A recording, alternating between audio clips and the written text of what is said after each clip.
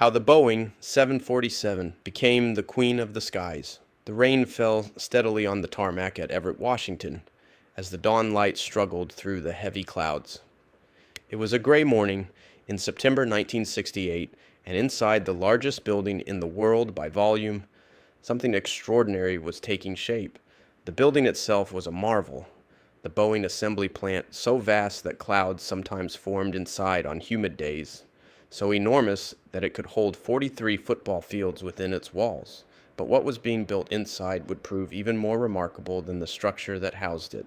Joe Sutter stood on the factory floor, coffee cup in hand, looking up at the partially assembled aircraft that would come to be known as the 747. Even incomplete, even without its distinctive hump fully formed, the airplane was breathtaking in its audacity. Joe had been in aviation for 23 years, had worked on the 707 and the 727, had seen jets transform from rare experimental craft to commonplace transportation. But this was something different entirely. The fuselage sections rose before him like segments of an enormous metal whale, each one precisely manufactured to tolerances measured in fractions of inches, each one representing thousands of hours of engineering, work, and manufacturing expertise. The width of the fuselage was what struck people first, where other jets were perhaps 12 or 13 feet across. This one measured 20 feet from side to side internally. It would be a double-aisle aircraft, wide enough for 2 columns of seats on each side, with 2 aisles between them. The implications of that width were staggering. This airplane would carry not the 100 passengers typical of contemporary jets, but more than 300, perhaps even 400, in high-density configurations. Joe took a sip of his coffee, which had already gone lukewarm, and walked slowly around the work site. Mechanics and technicians moved with practiced efficiency, each focused on their particular task. Wiring harnesses were being installed, hydraulic lines routed, structural components joined. The work was methodical, careful, proceeding according to schedules that had been planned months in advance. There was no rushing, no sense of panic, just the steady accumulation of completed tasks that would eventually result in a flying aircraft. The decision to build the 747 had not been taken lightly. Boeing had risked everything on this project. Quite literally, the entire company was bet on the success of this one airplane. The development costs were enormous, running into hundreds of millions of dollars. And if the 747 failed, if it didn't find customers or couldn't perform as promised, Boeing would likely go bankrupt. That knowledge sat heavily on everyone involved, but it also inspired a fierce determination. They would make this work. Failure was not an option. The story of how the 747 came to be built stretched back several years, to the mid-1960s when air travel was growing at an almost unprecedented rate. Airlines were adding flights and buying new aircraft as fast as manufacturers could build them, but airports were becoming congested. Flight frequencies were reaching practical limits, and it was clear that a new approach was needed. The solution seemed obvious: bigger airplanes. If you could carry twice as many passengers on each flight, you could handle twice the traffic without adding flights. Pan American World Airways, the most prestigious airline of the era, had approached Boeing with this idea. Pan Am's founder, Juan Trippe, was a visionary who had driven much of aviation's development over the previous decades. He had pushed for the first transoceanic flights, had been the first to order jets for commercial use, and now he wanted something even more ambitious: a jet that could carry 300 passengers across oceans, a jet that would make air travel accessible to the masses, rather than just the privileged few. The specifications Pan Am wanted seemed almost impossible.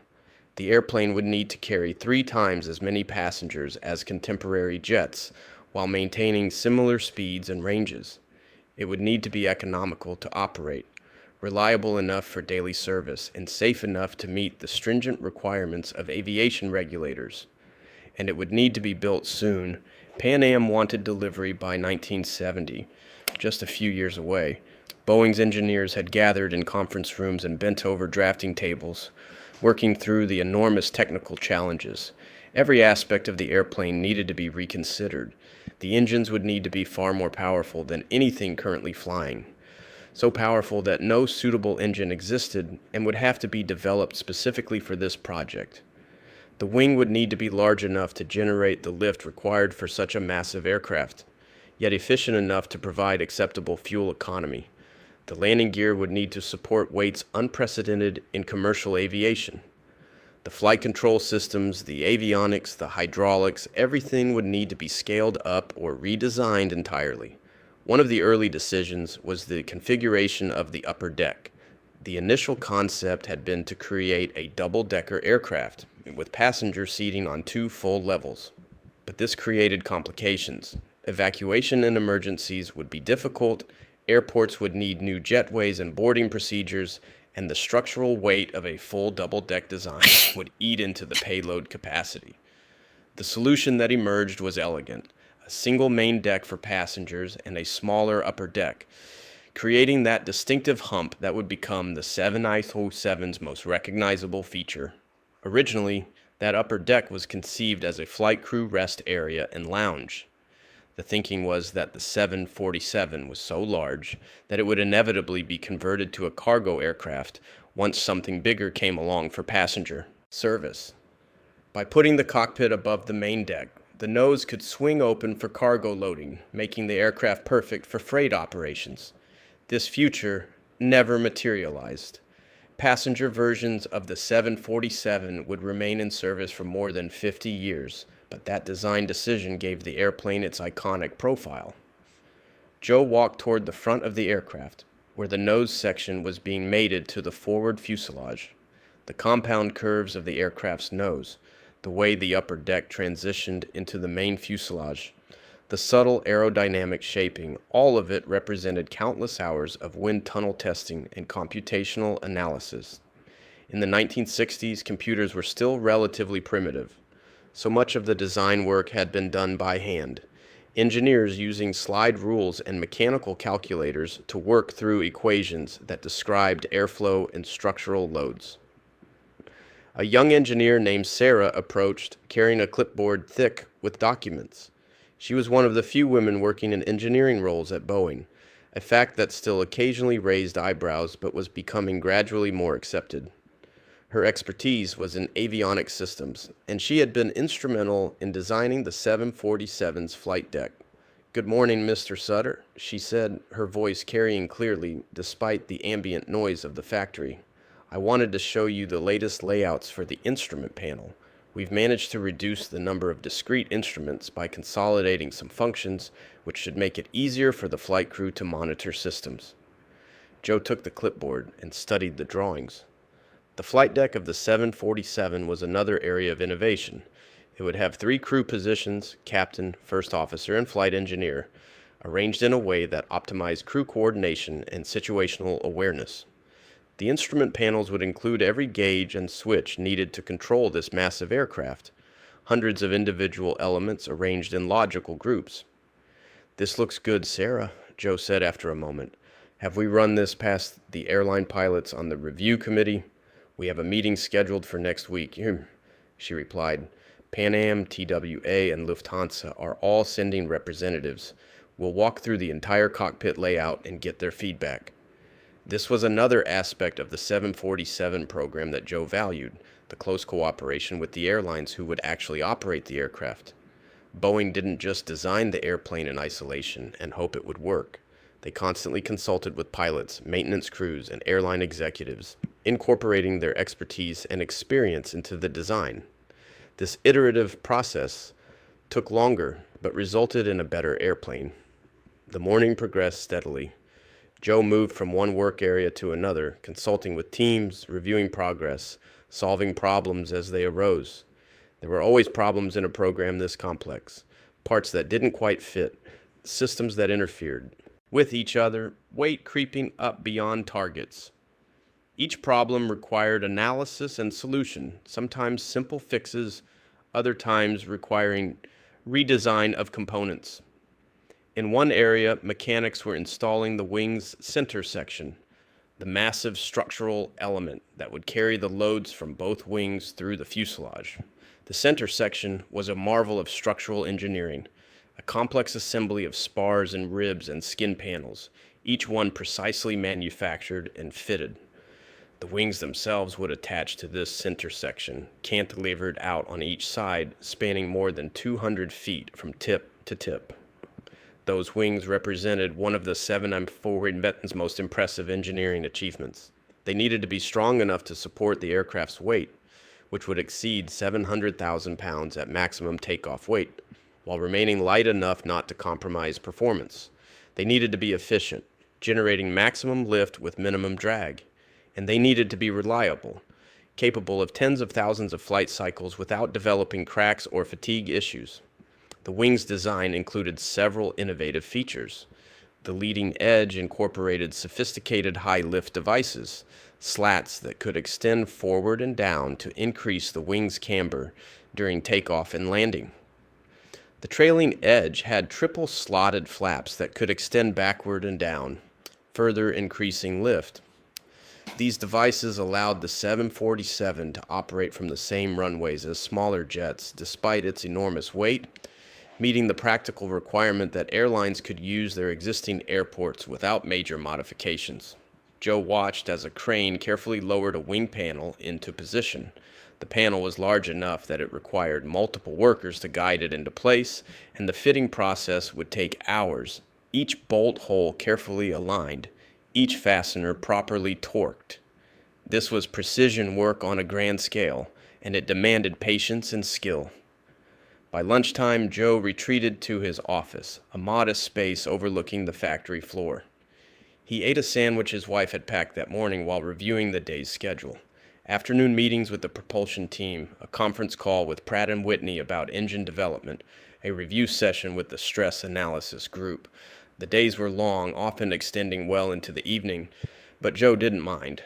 This was the project of a lifetime, the chance to create something truly significant. The engines for the 747 were being developed in parallel with the airframe, and they represented their own set of formidable challenges. The selected engine was the Pratt & Whitney JT9D, a massive turbofan that would produce 43,000 pounds of thrust, more than twice the thrust of engines powering contemporary jets.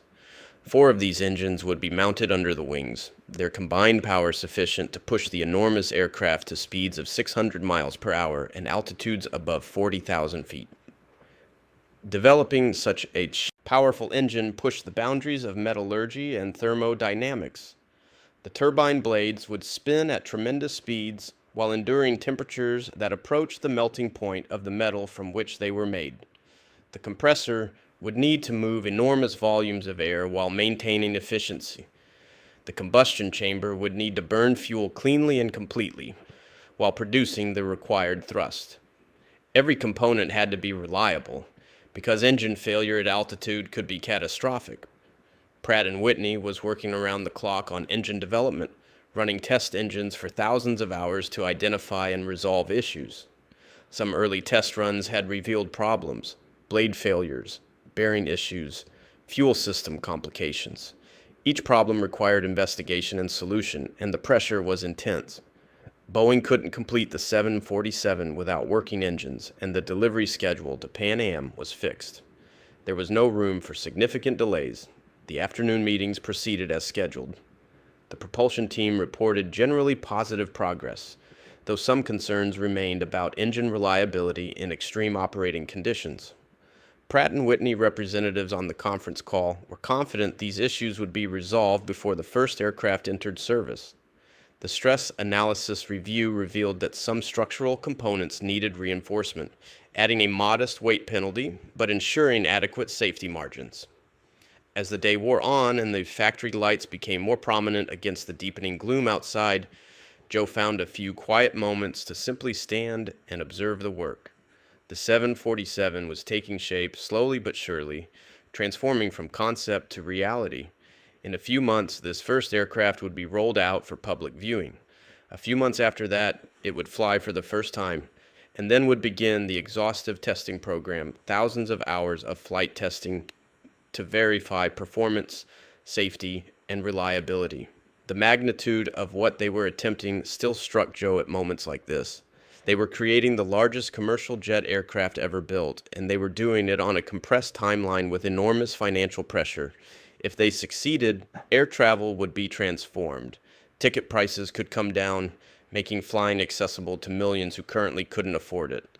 Routes that were barely economical with smaller aircraft would become profitable. The world would become more connected, more accessible. But if they failed, if the aircraft didn't perform as promised, if costs spiraled out of control, if safety issues emerged, the consequences would be severe. Boeing could collapse, taking with it thousands of jobs and decades of aviation expertise. The employees working on this factory floor understood these stakes, and it motivated them to do their absolute best work. Joe returned to his office to review the next day's schedule.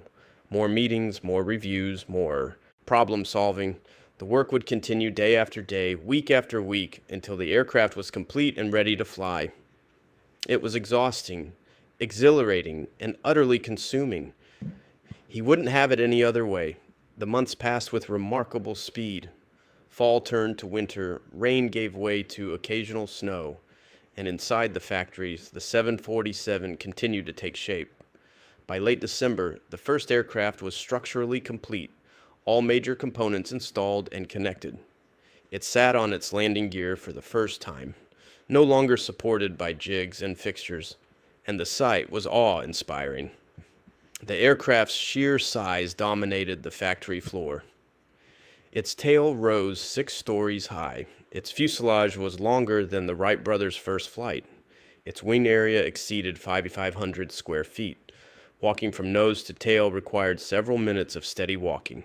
Everything about the aircraft operated on a scale that defied easy comprehension. Inside, the passenger cabin was being fitted out. Seats were installed in neat rows. Overhead bins were mounted. Galleys and lavatories were completed. The cabin could be configured in various ways depending on airline preference. All economy seating for maximum capacity, a mix of economy and business class, or even a luxurious all first-class arrangement for prestigious routes.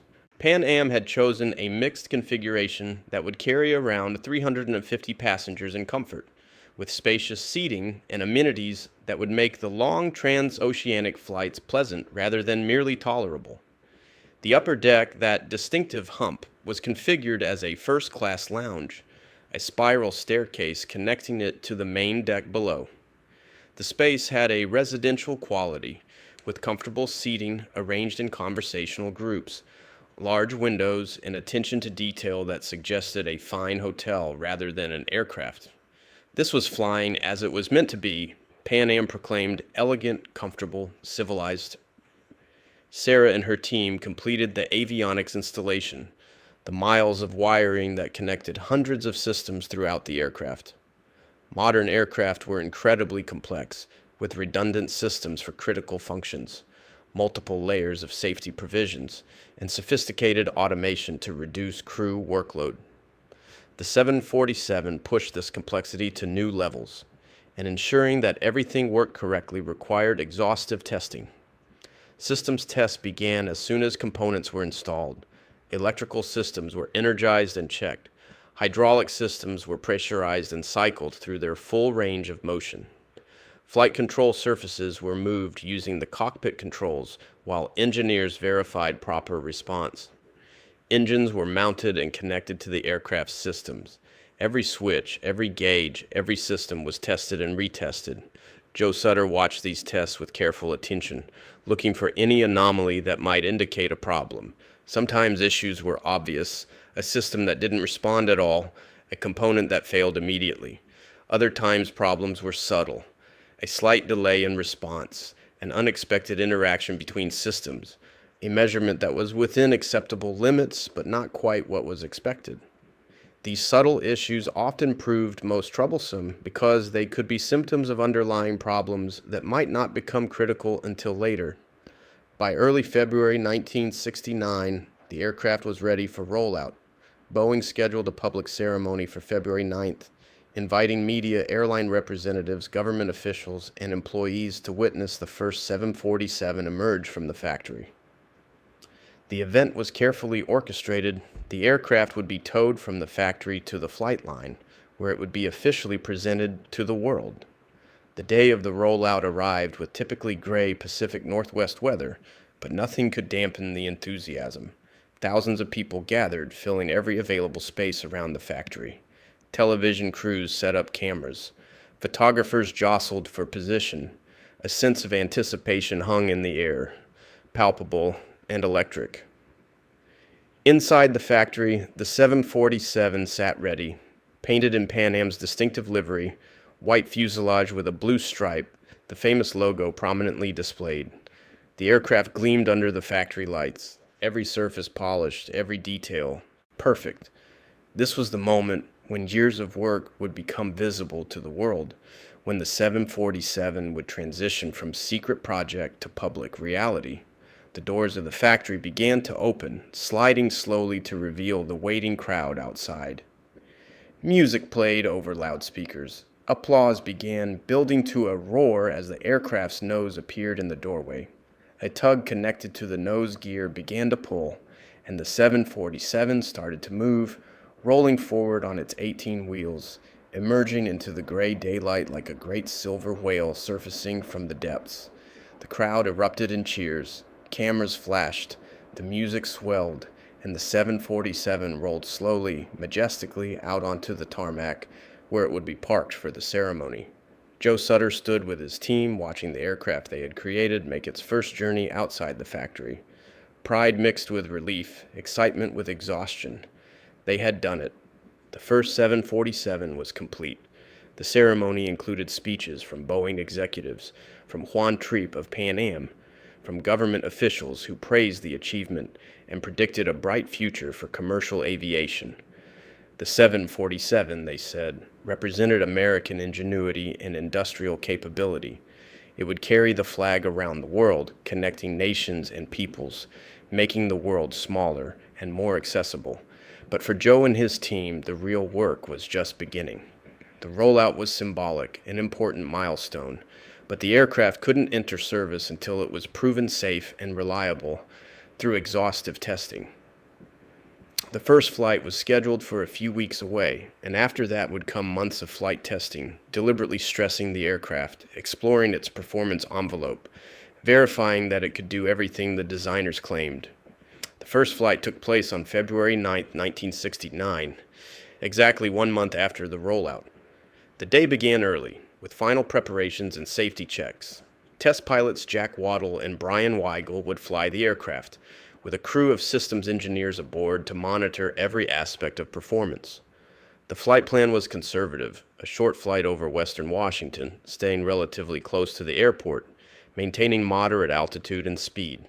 This was about getting the aircraft into the air safely and gathering initial data, not setting records or demonstrating capabilities. Weather conditions were monitored carefully throughout the morning. Clouds hung low over Puget Sound, typical for February, but visibility was adequate and winds were light. The conditions were acceptable and the decision was made to proceed. Joe stood on the flight line with hundreds of others, watching as the 747 was towed to the runway threshold. The 4 massive engines started one by one, their distinctive roar building until it was almost overwhelming even at this distance. Smoke puffed from the exhaust as each engine spooled up, then cleared as combustion stabilized. The aircraft held position for several minutes while the crew completed final checks.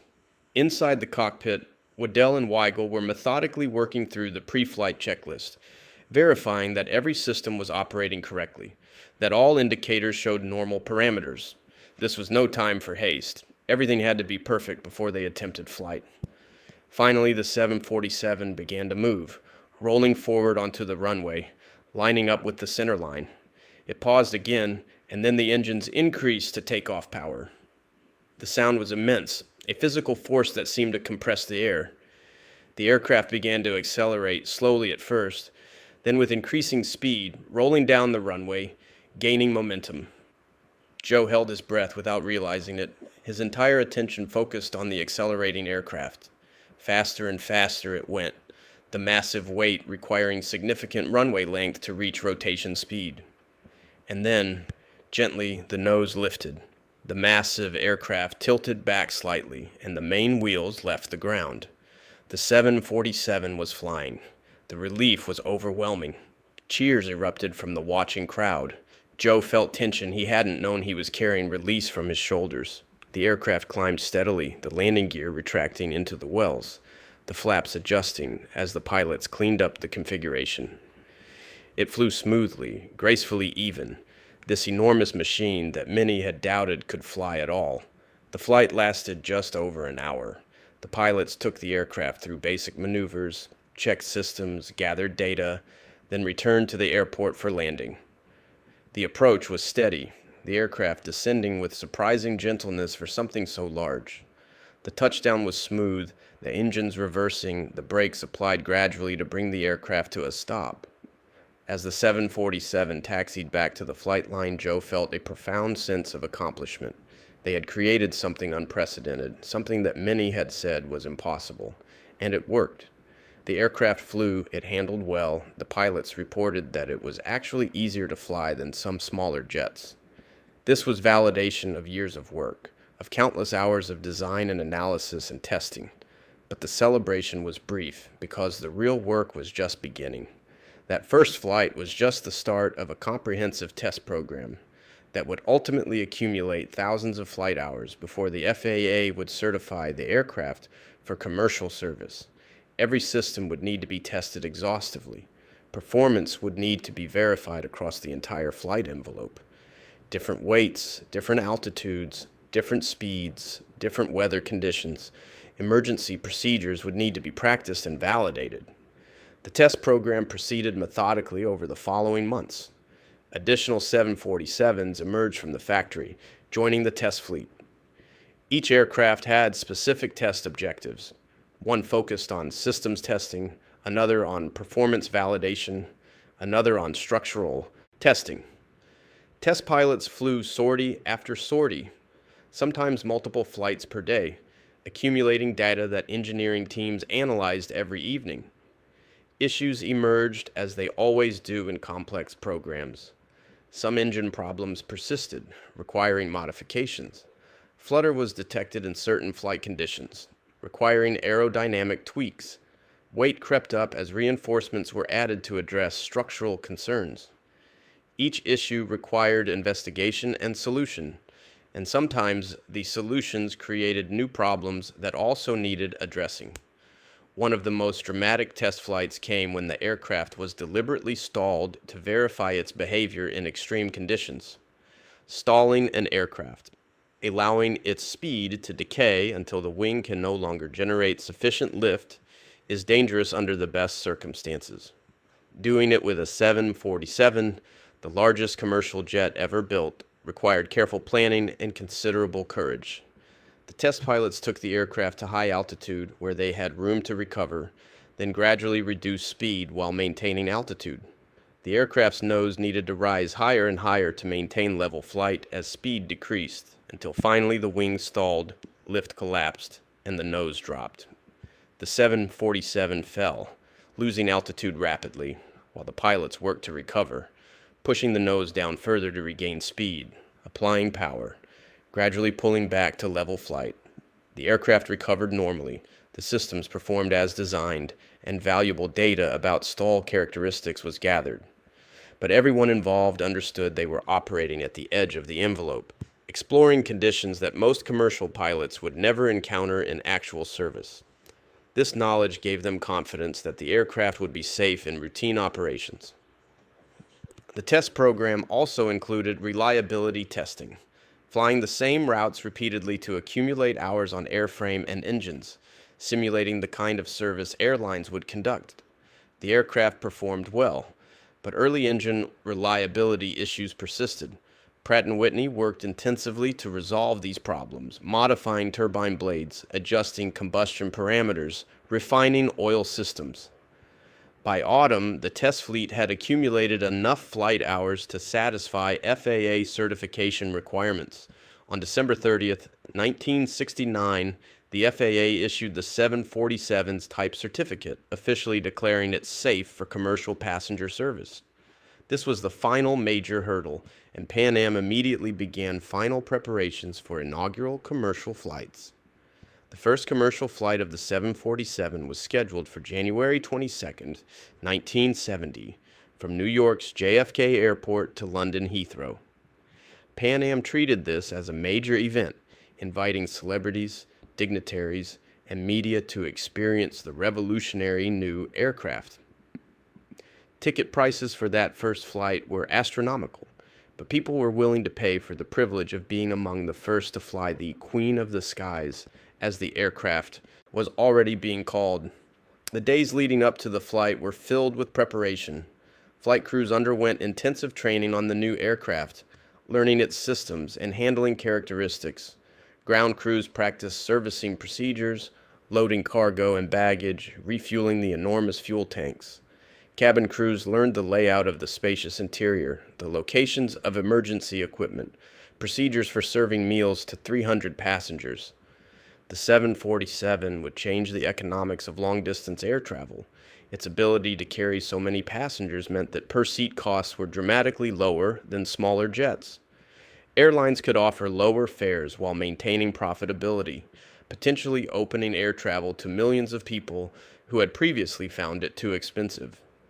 This democratization of flight was one of Juan Tripp's key goals, and the 747 seemed poised to deliver on that promise. But there were also concerns. Such a large aircraft would require careful management at airports. New ground equipment, modified jetways, adjusted procedures. If a 747 flight was canceled, finding seats for 300 passengers on other flights would be challenging. The aircraft's size meant it couldn't serve smaller airports, potentially reducing route flexibility. These concerns were largely swept aside in the enthusiasm surrounding the aircraft's entry into service. The first commercial flight was a public relations triumph. Passengers boarded the spacious cabin, marveling at the room, the large windows, the sense of being in a flying hotel rather than a cramped tube. The upper deck lounge, with its spiral staircase and comfortable seating, was particularly impressive, suggesting a level of luxury previously unimaginable on commercial flights. Captain Jim Davis and his crew took the aircraft through its pre-flight checks with practiced efficiency. Everything was functioning perfectly, all systems showing normal indications. The engines started smoothly, settling into their characteristic idle rumble. Ground crew disconnected air conditioning and electrical connections. The jetway retracted. They were ready to go. The pushback from the gate was routine, the tug nudging the enormous aircraft backward, then disconnecting. The 747 began to taxi under its own power, rolling along the taxiways toward the departure runway. Other aircraft cleared out of the way, their pilots wanting to see this giant takeoff, reporting the sighting to their own passengers who pressed faces to windows trying to catch a glimpse. At the runway threshold, Captain Davis lined up and applied takeoff power. The four engines spooled up to their full 43,000 pounds of thrust each, and the 747 began to accelerate. Passengers felt pushed back in their seats by the force, but the ride was smooth, surprisingly quiet for such powerful engines. The aircraft gathered speed, reached rotation velocity, and Captain Davis eased back on the controls. The nose lifted, the main gear left the runway, and they were airborne, climbing strongly into the January sky. The flight to London was uneventful in the best possible way. The aircraft performed flawlessly, maintaining its cruising altitude of 35,000 feet and speed of Mach 0.84 with ease. The engines ran smoothly, consuming fuel at expected rates. Systems operated normally throughout the flight. Passengers enjoyed the spacious cabin, many commenting that they barely felt like they were on an airplane at all. The ride was so smooth, the cabin so quiet, the space so generous. Cabin crews served meals on actual china with real silverware, a level of service that was becoming rare on other flights, but that Pan Am insisted upon for the 747. There were hot towels, attentive service, the feeling that air travel was still something special and civilized rather than merely functional. This was the golden age of flying, and the 747 represented its apex. The arrival in London was triumphant. British media covered the landing extensively, interviewing passengers who unanimously praised the experience. The aircraft parked at the gate, and as passengers disembarked, many paused to look back at the enormous machine that had carried them across the Atlantic in such comfort. This was the future of air travel, they said. This was how flying should be. The months following the inaugural flights saw the 747 enter service with multiple airlines. TWA, Lufthansa, Japan Airlines, and others took delivery of their first 747s and began operating them on their most prestigious routes. The aircraft's capacity made it ideal for high-traffic routes between major cities, and airlines competed to offer the most luxurious 747 experience. Some airlines configured the upper deck as a bar and lounge with piano entertainment and a social atmosphere. Others created luxurious first-class compartments with sleeper seats that converted to beds. Still others maximized passenger count with all-economy configurations that could carry over 400 people. The 747's flexibility allowed each airline to tailor it to their specific market and brand. But the early months of operation were not without challenges. Engine reliability issues that had plagued the test program persisted in commercial service. Several flights experienced engine problems, requiring shutdowns and diversions. These incidents were handled safely. The 747 was designed to fly on 3 engines, or even 2 if necessary, but they were embarrassing and raised concerns about the aircraft's reliability. Pratt & Whitney intensified their efforts to resolve these problems. They discovered that high-pressure turbine blades were failing prematurely, unable to withstand the extreme temperatures and stresses of sustained operation. New blade designs were developed using advanced materials and cooling techniques. These improved blades were retrofitted to engines across the fleet, and reliability improved significantly. Weight was another early issue. The 747 was heavier than design specifications, which reduced its range and payload capacity. Airlines complained that they couldn't carry as much cargo or fuel as they had planned, affecting route planning and profitability. Boeing worked to reduce weight through various means, using lighter materials in some components, removing unnecessary equipment, optimizing structures. Gradually, through numerous small changes, the weight came down to acceptable levels. Despite these early teething problems, the 747 quickly proved its worth. Its economics were compelling. The per-seat costs were indeed lower than smaller aircraft, allowing airlines to reduce fares while maintaining profitability. Routes that had been marginally profitable with smaller aircraft became solidly profitable with the 747, and passengers loved it, preferring the spacious cabin and smooth ride to the more cramped experience on other jets. One unexpected benefit of the 747's size was its stability in turbulence. The aircraft's mass meant it was less affected by atmospheric disturbances, providing a smoother ride than smaller jets. Passengers who typically experience motion sickness on flights found the 747 much more comfortable. This became a selling point. Fly the 747 for the smoothest ride in the sky. Airlines also discovered operational advantages. The 747 required no more flight crew than smaller aircraft, still just 2 pilots and a flight engineer, but it carried 3 times as many passengers, meaning crew costs per passenger were dramatically lower. This efficiency extended to ground operations as well. 1 gate, 1 ground crew. 1 set of services could handle 300 passengers instead of 100. The 747 began to appear on more and more routes. Trans-Pacific services to Japan, Australia, and Hawaii were ideal for the aircraft's combination of long range and high capacity. Transatlantic routes to Europe saw multiple daily 747 flights from major U.S. cities. Even some domestic routes with sufficient traffic received 747 service, particularly shuttle services between New York and Los Angeles or San Francisco. The aircraft also found a role in cargo service. Boeing's original vision of the 747 as ultimately a freighter proved prescient. Airlines ordered freighter versions with the distinctive hinged nose that swung open to allow loading of cargo directly into the main deck. These cargo 747s could carry enormous amounts of freight, hundreds of thousands of pounds, making them ideal for express shipping and time-sensitive cargo. By the mid 1970s, the 747 was well established as the backbone of long distance international air travel. Most major airlines operated them, and the sight of a 747 taking off or landing became commonplace at major airports. The aircraft had overcome its early problems and proven itself reliable, economical, and popular with passengers. But Boeing wasn't resting.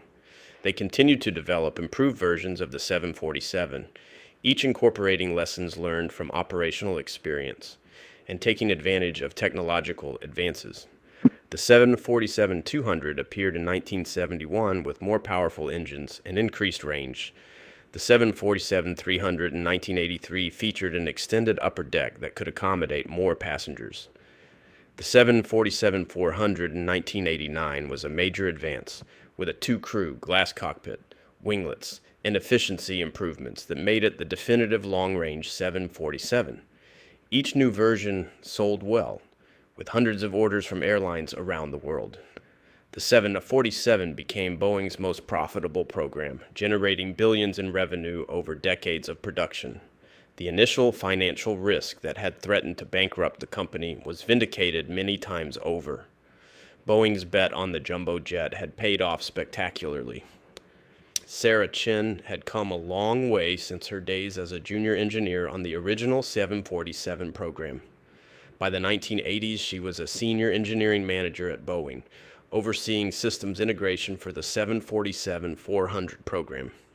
She often reflected on how much had changed since those early days in Everett, watching the first 747 take shape. The 747-400 represented a quantum leap in capability compared to the original. Advances in electronics and computers allowed them to eliminate the flight engineer position, reducing the crew to just two pilots. Glass cockpit displays replaced banks of analog instruments, providing clearer information and reducing pilot workload. The flight management system could compute optimal routes and speeds, managing fuel consumption with a precision that hadn't been possible in earlier versions. Sarah's team was responsible for integrating all these new systems, ensuring that the displays showed the right information, that the flight management system connected properly to the autopilot and auto throttle, that redundancy and safety features worked as intended. It was complex work, but Sarah had 3 decades of experience now, and she approached it with confidence born of knowledge. One afternoon, she stood in the 747-400 flight simulator, watching test pilots work through various scenarios. The simulator was itself a marvel of technology, a complete replica of the aircraft's flight deck mounted on hydraulic actuators that moved in response to pilot inputs, creating a remarkably realistic flying experience. The visual system projected computer-generated imagery out the windows, showing runways, terrain, weather. Everything looked real. The pilots were practicing an engine failure during takeoff, a critical emergency that required quick thinking and precise control. The simulator's instructor triggered the failure just as the aircraft reached decision speed, the point where the pilot must decide whether to continue the takeoff or abort. The pilot flying immediately took action, maintaining control of the aircraft, managing the asymmetric thrust from the 3 remaining engines, completing the takeoff successfully. "Nice job," Sarah said after they had climbed to a safe altitude and configured for single-engine operation. The systems responded exactly as designed. The pilots never had to think about which display to check. The information was right where they needed it. This was the beauty of good systems design, Sarah thought. When everything worked correctly, it became almost invisible. Pilots could focus on flying the aircraft rather than managing systems because the systems managed themselves and presented information clearly and intuitively. Decades of evolution had brought them to this point, each generation learning from the previous one, each improvement building on what came before. The 747-400 entered service in 1989, and it quickly became the most popular version of the aircraft. Airlines appreciated its efficiency and range. It could fly from New York to Tokyo nonstop, routes that had been impossible for earlier 747 versions. Passengers noticed the quieter cabin and smoother ride, benefits of the improved engines and aerodynamics. The aircraft sold steadily through the 1990s and into the 2000s, with Boeing delivering hundreds of units to airlines worldwide.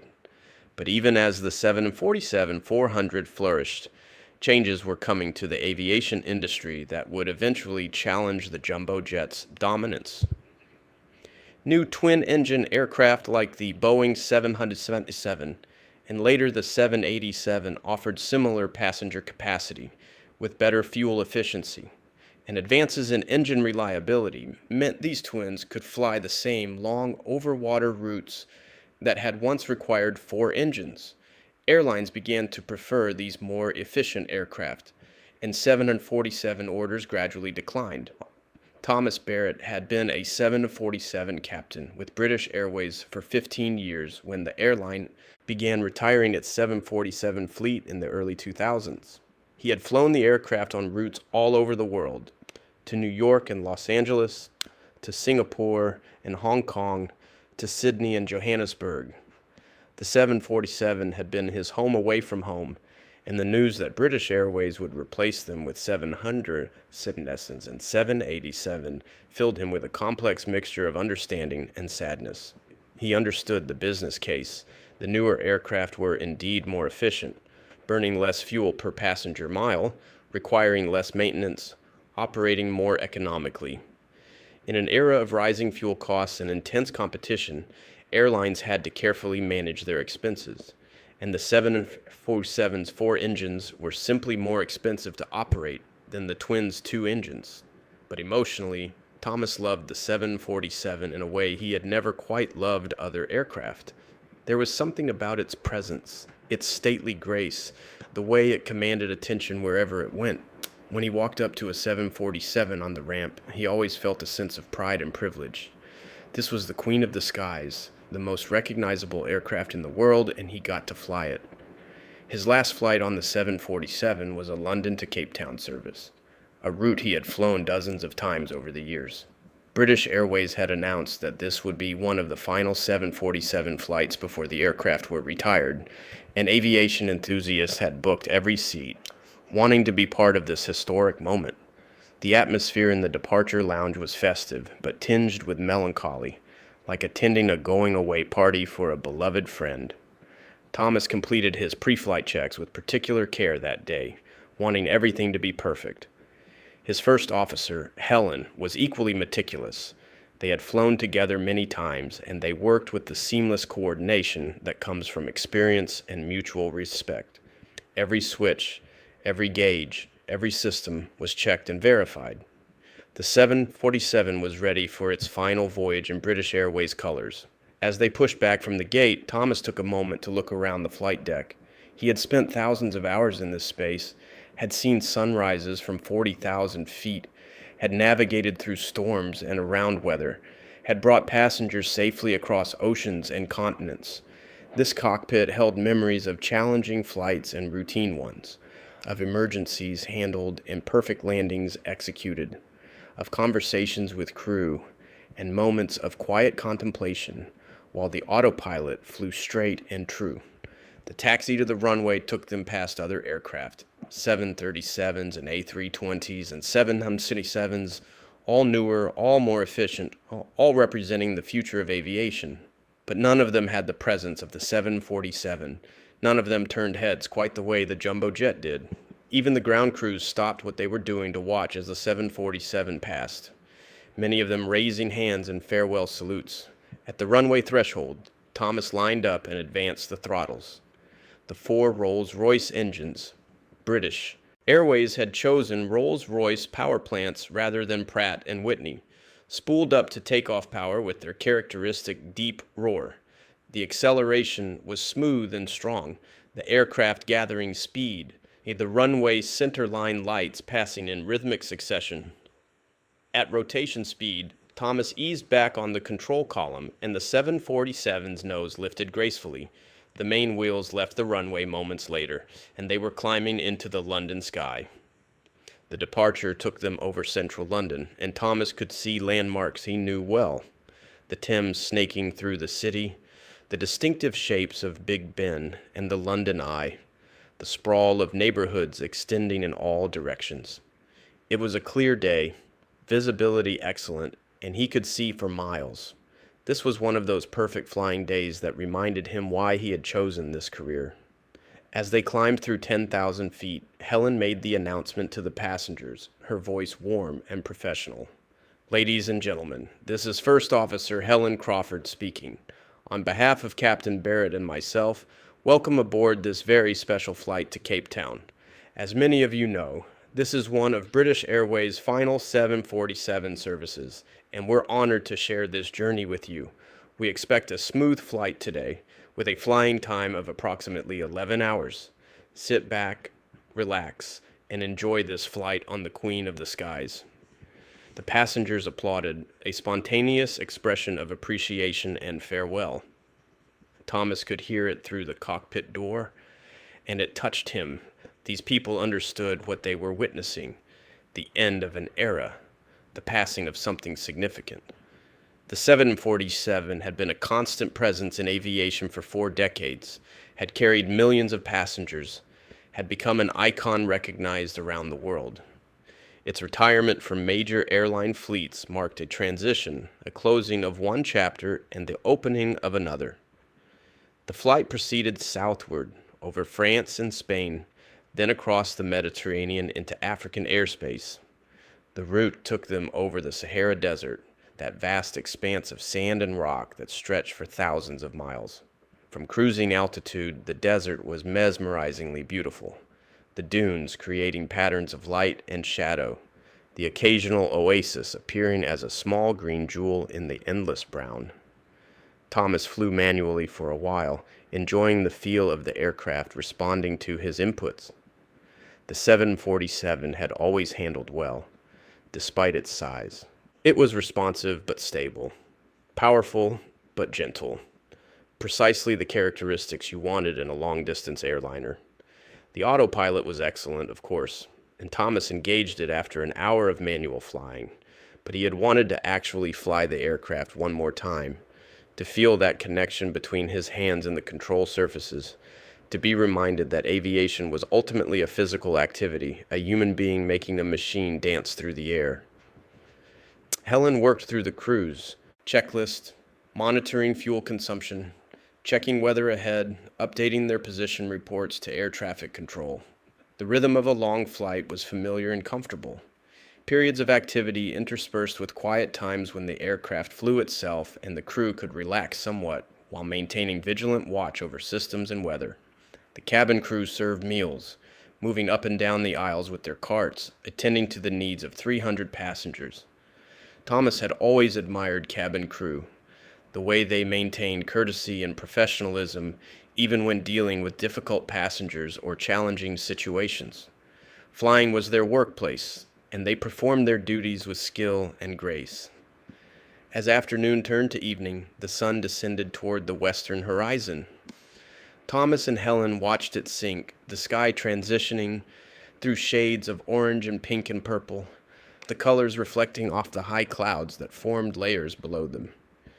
Sunsets from altitude were always spectacular, the clarity of the air at 40,000 feet allowing colors and details that were muted when viewed from the ground. They crossed the equator as darkness fell, moving from the northern hemisphere to the southern.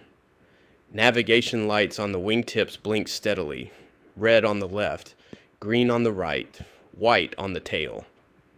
These lights made the aircraft visible to others in the night sky, a moving constellation following its ordained path through the darkness. Thomas thought about all the flights he had made on the 747, all the places he had been, all the passengers he had carried. Each flight had been unique in some way. Different weather, different passengers, different experiences, but they had all shared certain characteristics.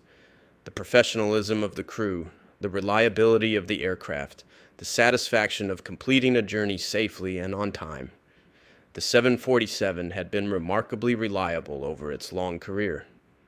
Yes, there had been accidents and incidents, as there inevitably are with any aircraft operated millions of times over decades, but the overall safety record was excellent, testament to the soundness of the basic design and the continuous improvements made over the years.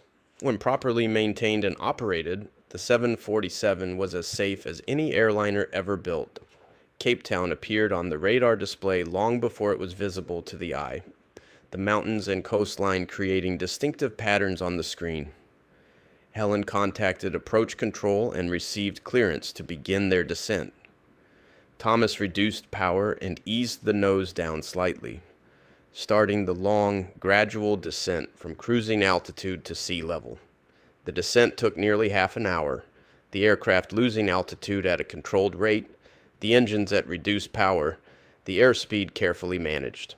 They passed through several cloud layers, the aircraft shuddering slightly in the turbulence at the boundaries between air masses. Below the clouds, the lights of Cape Town came into view. The city spread along the coast, with Table Mountain rising dramatically behind it.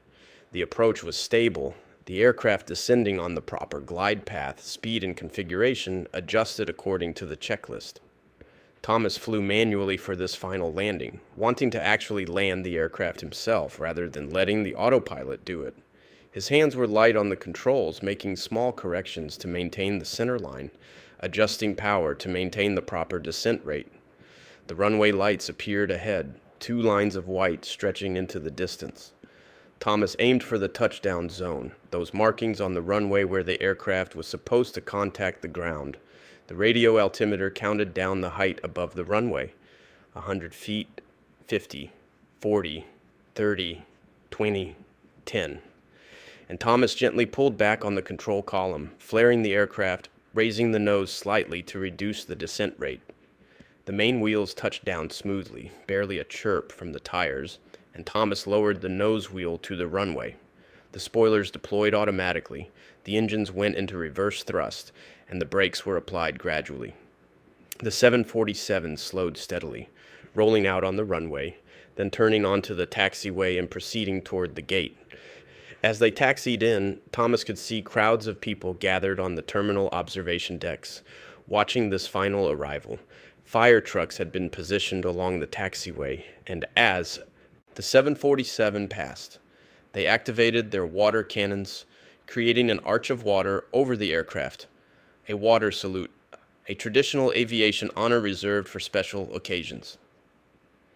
At the gate, Thomas shut down the engines for the last time. The 4 Rolls-Royce power plants wound down, their distinctive whine gradually fading to silence. For a moment, Thomas and Helen sat quietly in the cockpit, neither speaking, both reflecting on what they had just experienced. Then Helen reached over and gently squeezed Thomas's shoulder. "That was a beautiful landing, Thomas. A perfect ending." "Thank you, Helen. It was an honor to share it with you." They completed the shutdown checklist, securing the aircraft for the night.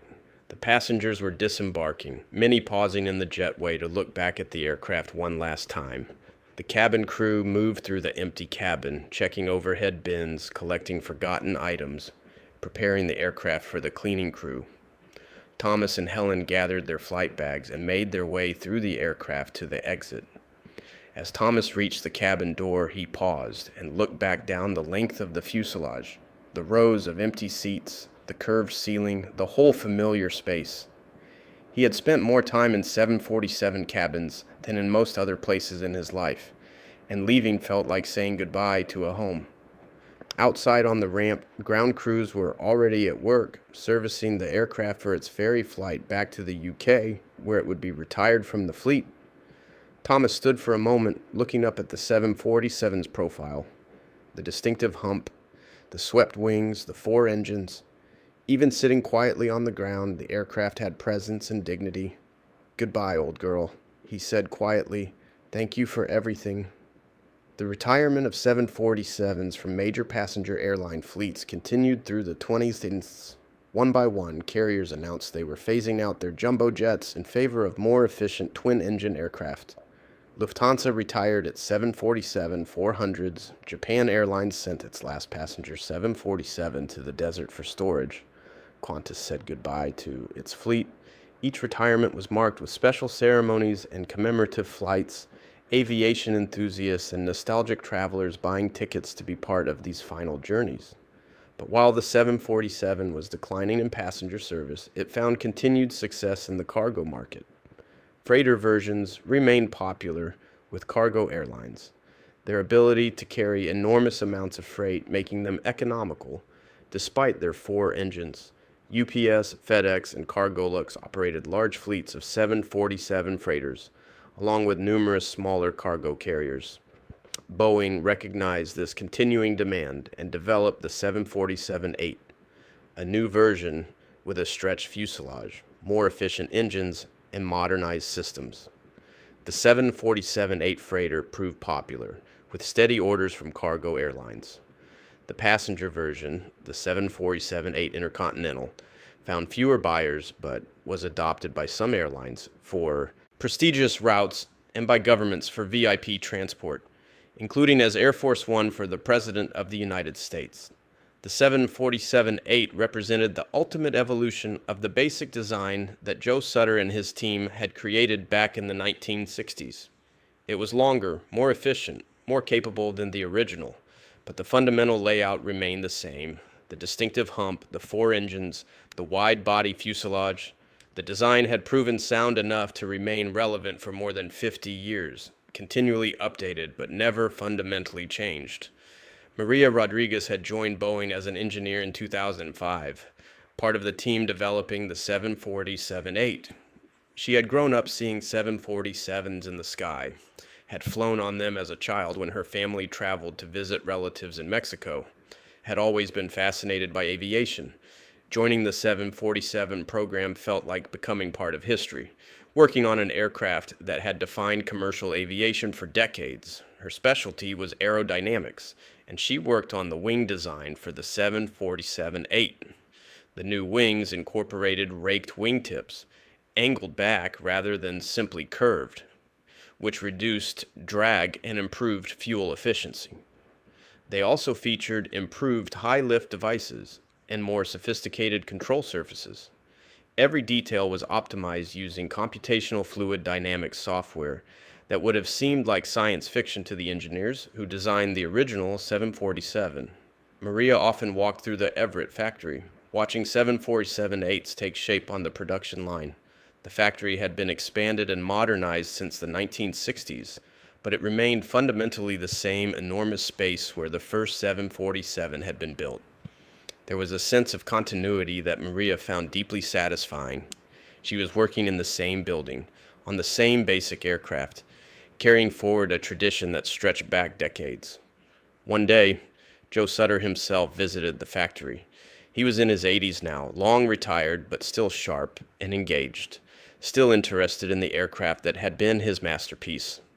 Boeing had invited him to see the 747-8 program, and he toured the production line with evident pleasure, asking questions, making observations, clearly delighted to see his design still in production after all these years. Maria had the opportunity to meet him, to show him some of the aerodynamic improvements they had made.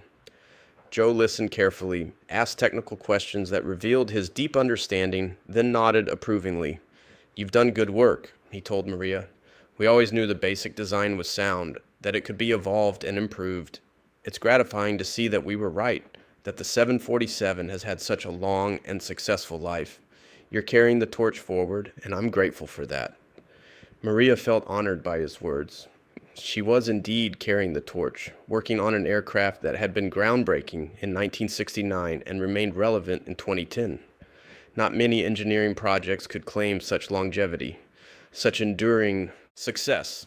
The 747-8 entered service in 2011, first with Cargolux in freighter version, then with Lufthansa in passenger configuration. Reviews were positive. Pilots praised its handling characteristics and improved performance. Passengers appreciated the quiet cabin and modern amenities. But orders were modest. The market had moved on from very large aircraft, preferring instead the flexibility and efficiency of smaller twins that could serve more routes with adequate capacity. Boeing recognized this reality and gradually wound down 747 production. New orders became rare, though the backlog of existing orders kept the production line running.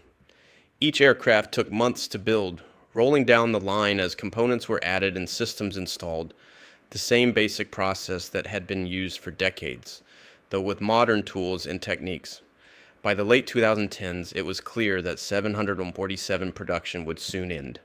Boeing announced that they would fulfill existing orders, but would not actively market the aircraft for new sales. The aviation world understood what this meant. After more than 50 years, production of the iconic jumbo jet would finally cease. The final 747 rolled off the production line in December 2022. It was a 747-8 freighter destined for Atlas Air, and Boeing marked the occasion with a ceremony that celebrated the aircraft's extraordinary history. Current and former employees gathered in the Everett factory, along with airline representatives, aviation historians, and media from around the world. The last 747 was painted in a special heritage livery that incorporated elements from significant 747 operators throughout history: Pan Am's blue, TWA's red, Lufthansa's yellow, Japan Airlines' red crane. It was a tribute to all the airlines that had operated the 747, all the crews who had flown it, all the passengers who had traveled aboard it.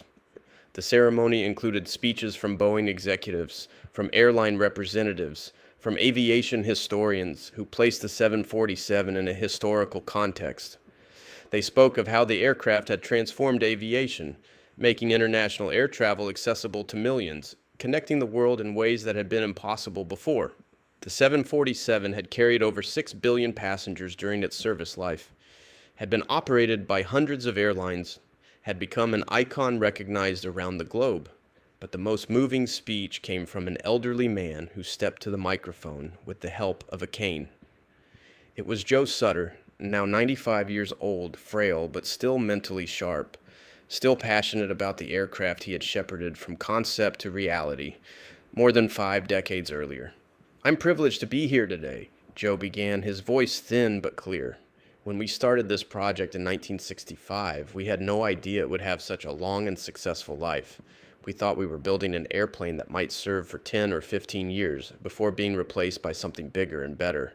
Instead, we created something that lasted 54 years in production, that remained relevant and successful across 6 decades, that became an icon known around the world."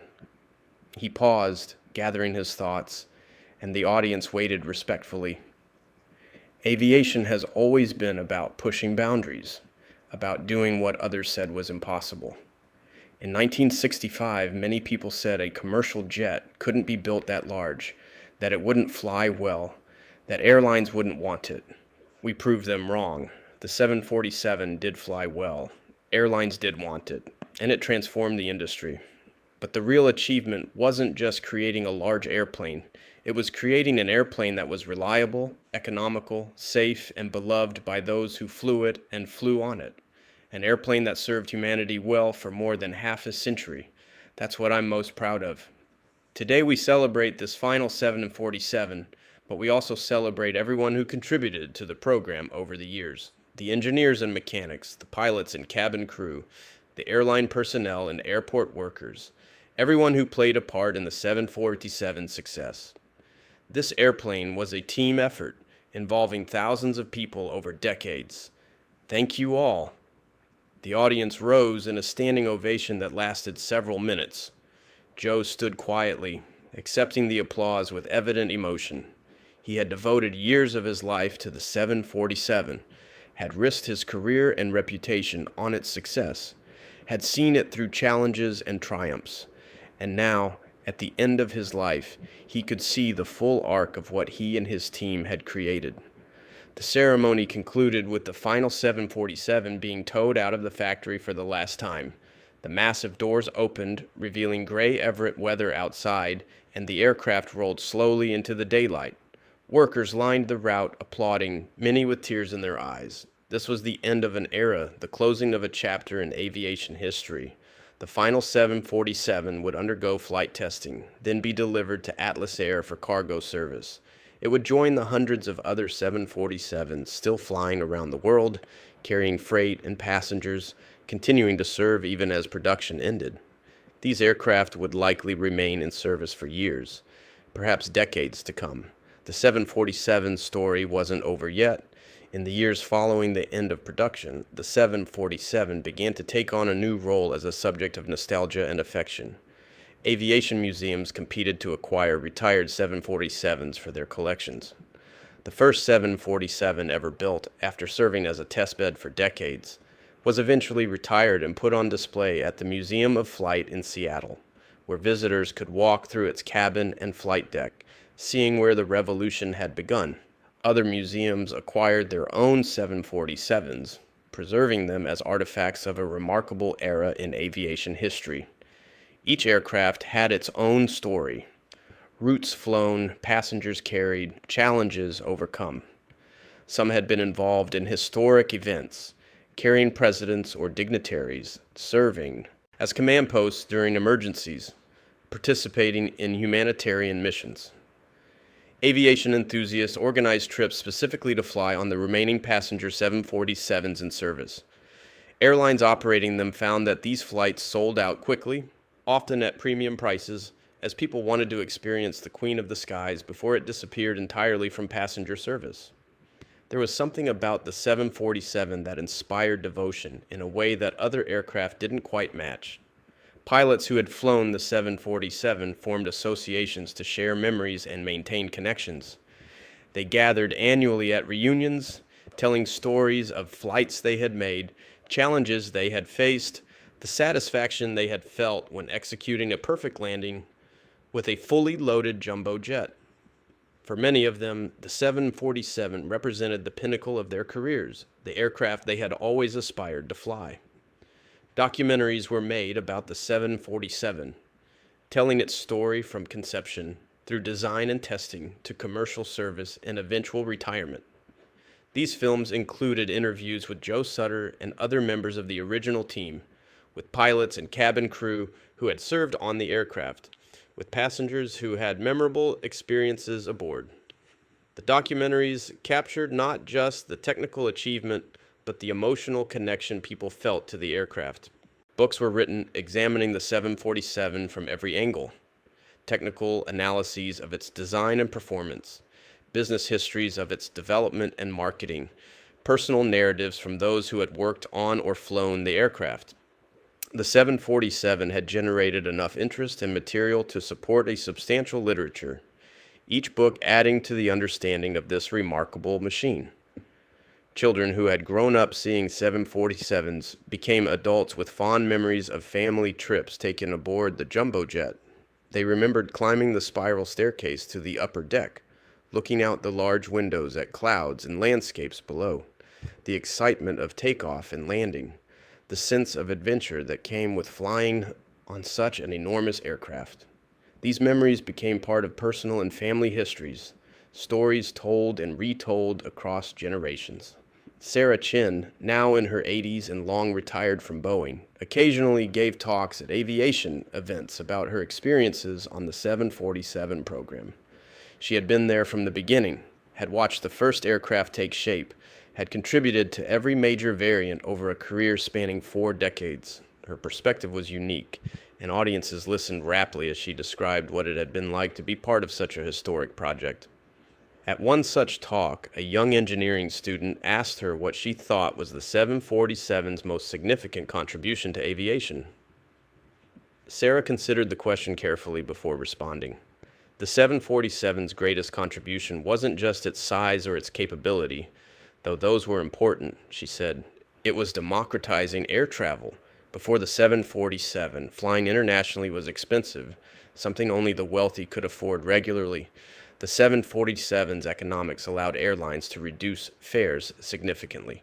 Suddenly, ordinary people could fly to Europe or Asia, could visit family in distant countries, could see the world in ways that had been impossible for their parents. That democratization changed the world. It made us more connected, more aware of other cultures, more understanding of our common humanity. When you can easily visit another country, when you can meet people from different backgrounds, it breaks down barriers and misconceptions. The 747 facilitated that exchange on an unprecedented scale. But beyond that, Sarah continued, the 747 showed what was possible when talented people worked together toward an ambitious goal. We didn't know if we could build an aircraft that large. Many people doubted it could be done, but we committed to the goal. We worked through the challenges, and we succeeded. that spirit of ambitious innovation, of refusing to accept conventional limitations. That's perhaps the 747's most important legacy. The student nodded thoughtfully, clearly inspired by Sarah's words. It was gratifying to see young people interested in aviation history, understanding that today's technology built upon foundations laid by previous generations. The 747 was history now, but it remained relevant as an example of engineering excellence and human achievement.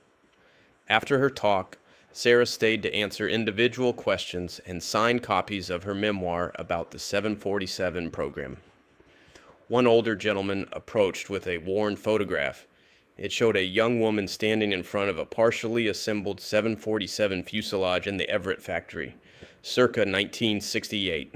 Sarah recognized herself immediately. She had been 26 years old, her career just beginning, the whole 747 adventure ahead of her. "Where did you get this?" Sarah asked, surprised and touched. "I was a mechanic on the program," the man explained. "I took this photo one day when you were consulting with the team I was on. You helped us solve a wiring problem, and I remember thinking how impressive it was that you knew the system so thoroughly. I kept the photo all these years. I wondered if I'd ever get the chance to show you." Sarah studied the photograph, memories flooding back. She remembered that factory floor, the smell of metal and hydraulic fluid, the constant noise of tools and machinery, the intense focus as they all worked toward the common goal of completing the first 747. She remembered the people she had worked with, many of them gone now, but their contributions living on in the aircraft they had created. "Thank you for keeping this," Sarah said, her voice thick with emotion. "And thank you for your work on the program. Every person who contributed made the 747 possible. It was truly a team effort." They talked for a while longer, sharing memories, comparing their experiences, celebrating the bond that connected everyone who had been part of the 747 story. When Sarah finally left the event, she carried the photograph with her, a tangible link to that younger version of herself and to the extraordinary project that had defined her career.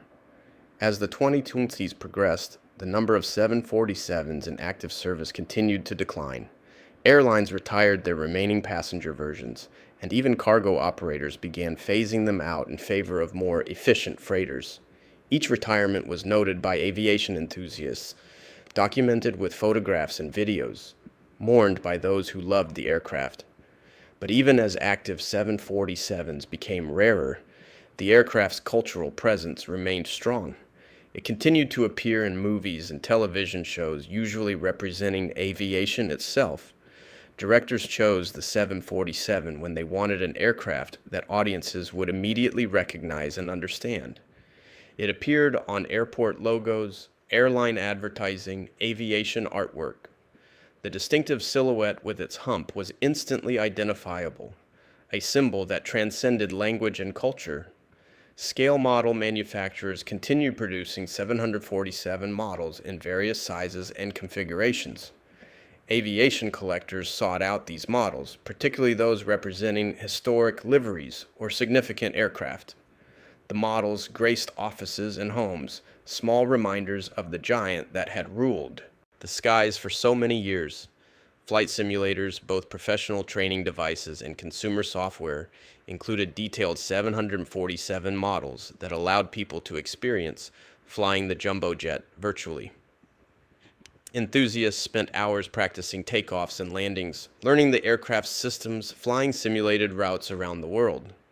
For many, this was as close as they would ever come to actually flying a 747. But the detailed simulations provided genuine insight into what it was like to command such an aircraft. Air traffic controllers who had worked during the 747's heyday reminisced about handling the jumbo jets. The 747 had required special consideration. Its wake turbulence was significant, necessitating greater spacing from following aircraft.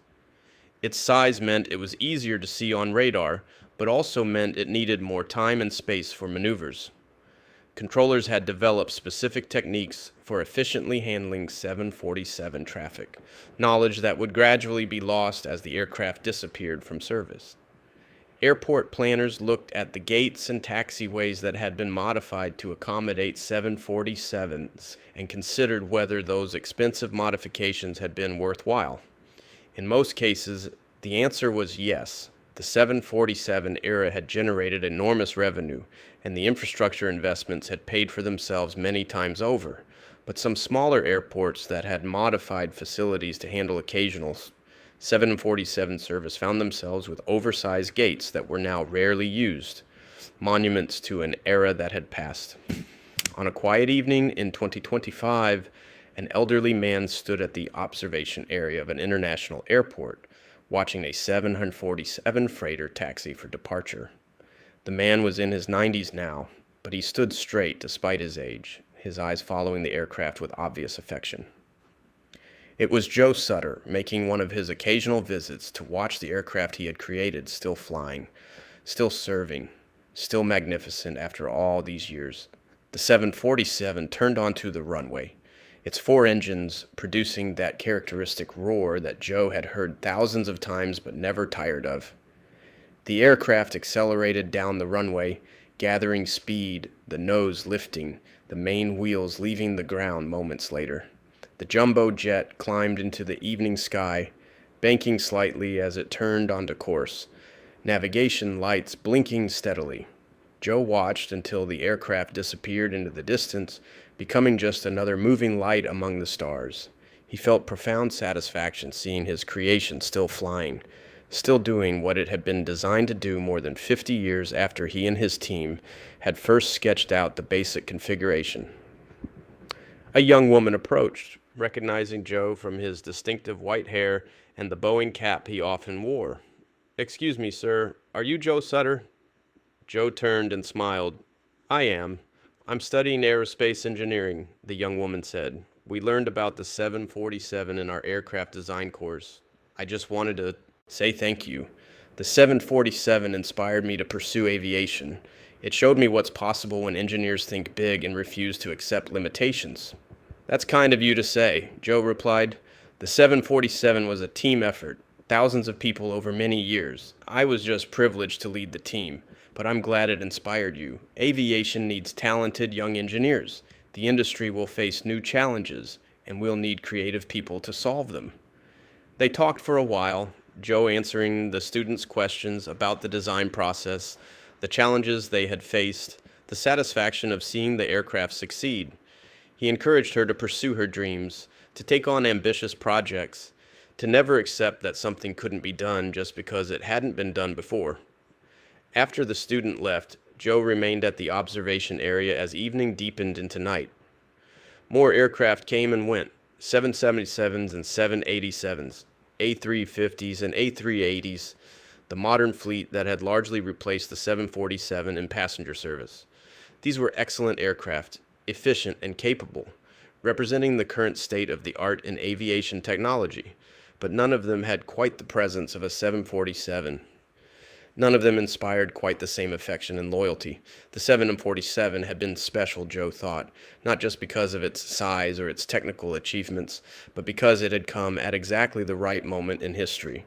It had appeared when the world was ready for mass air travel, but before efficiency and economics completely dominated design decisions. It had been bold and ambitious, and had succeeded beyond anyone's expectations. Joe thought about all the people who had worked on the 747 over the years. Many of them were gone now. Designers and engineers, mechanics and technicians, pilots and crew members, but their work lived on in the aircraft still flying, still serving, still connecting the world. That was a kind of immortality, Joe thought, and not personal immortality, but the immortality of creation, of building something that outlasted its creators and continued to benefit humanity long after they were gone. A 747 freighter appeared in the distance, its landing lights visible as it approached on final approach.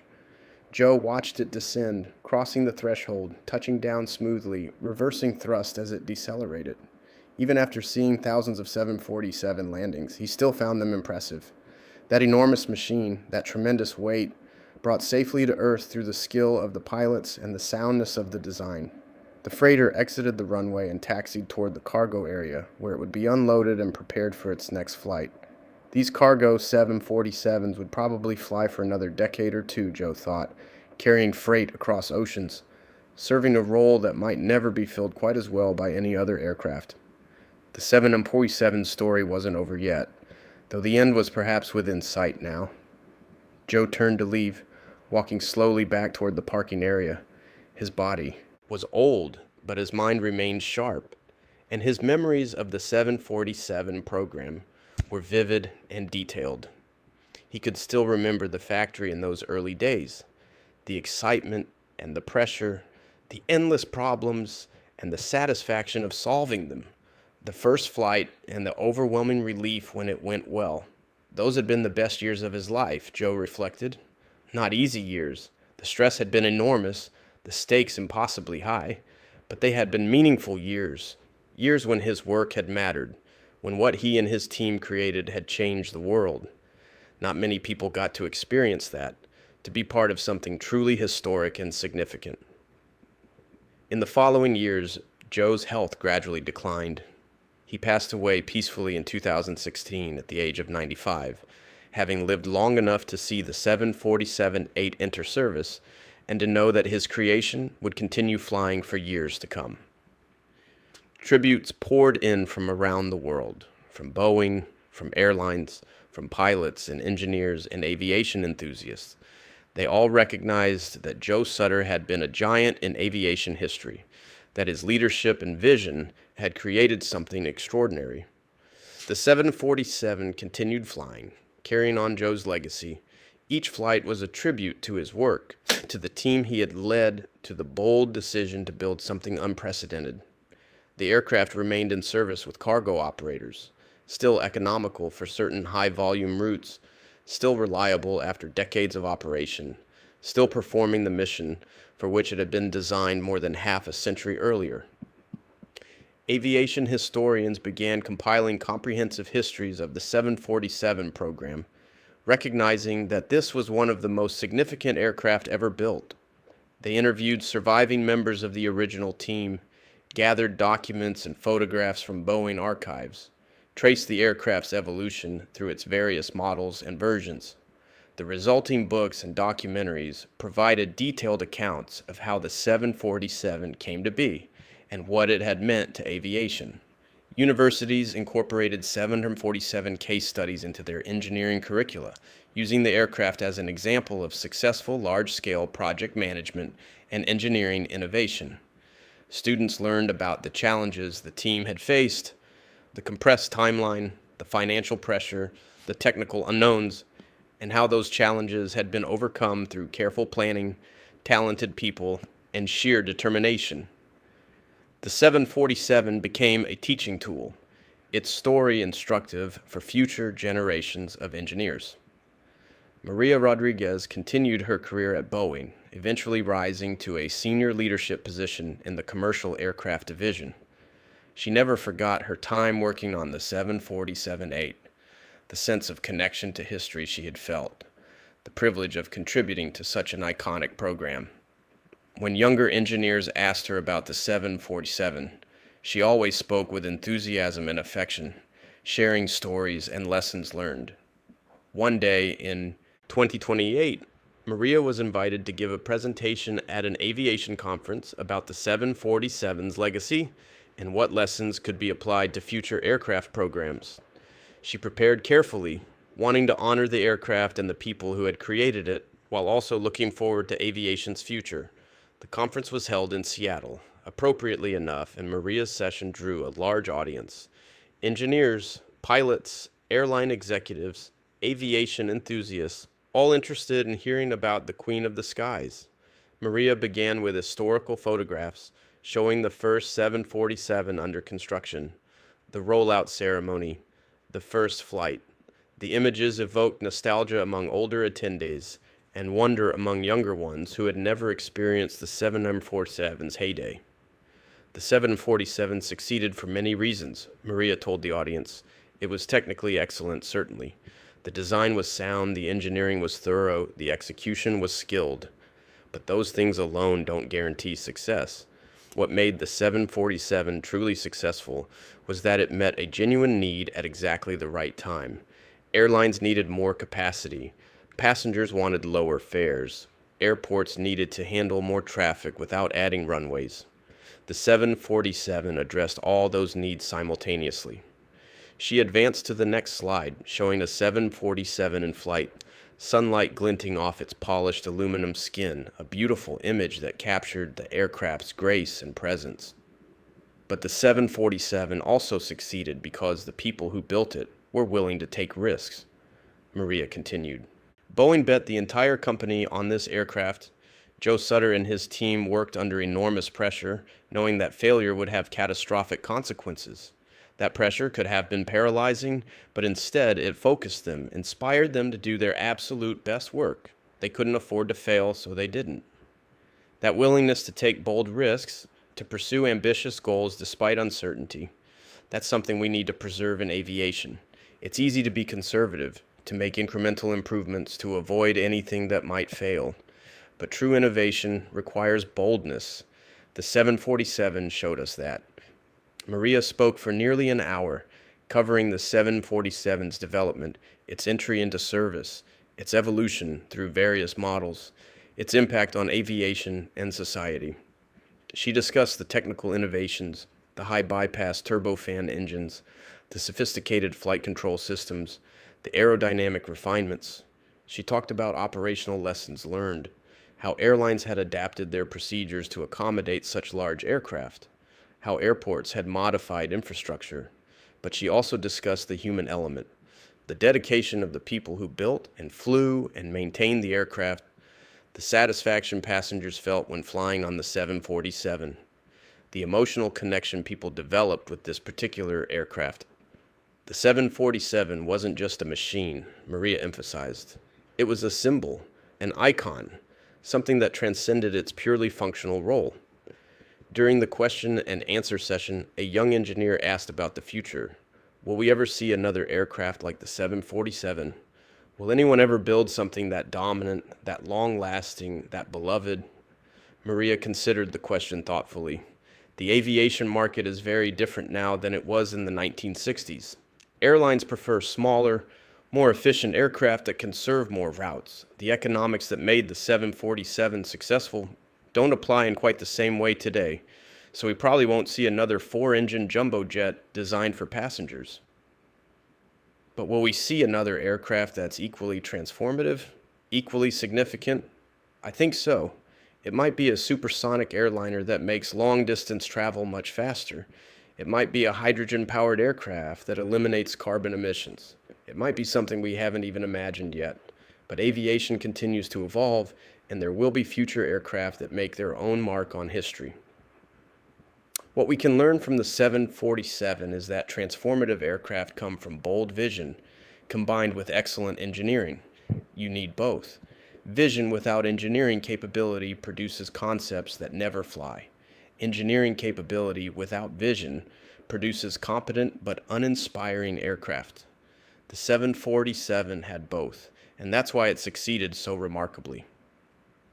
The audience applauded, and Maria felt satisfied that she had honored the 747's legacy while also encouraging the next generation to pursue their own bold visions. After the session, many attendees approached to thank her, to share their own 747 stories, to express their appreciation for the aircraft and what it had represented.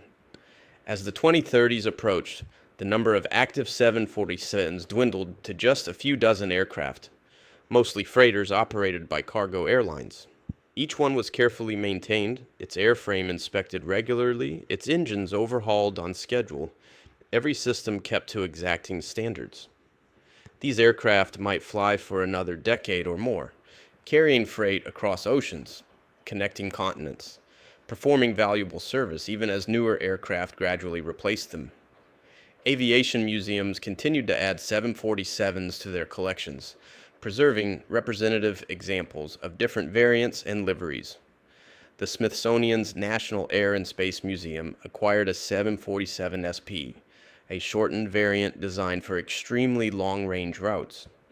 The Imperial War Museum in London obtained a former British Airways 747-400, displaying it with appropriate ceremony. Museums in Japan, Germany, Australia, and elsewhere sought their own 747s, recognizing the aircraft's global significance. Some retired 747s found unexpected second lives. One became a hotel in Sweden, its fuselage converted into luxury suites, its upper deck into a conference room. Another became a restaurant in South Korea, diners eating in the first-class cabin while looking out the original windows. A third became an aviation-themed event space in the Netherlands, available for weddings and corporate functions. These creative reuses allowed the aircraft to continue serving humanity even after their flying days ended.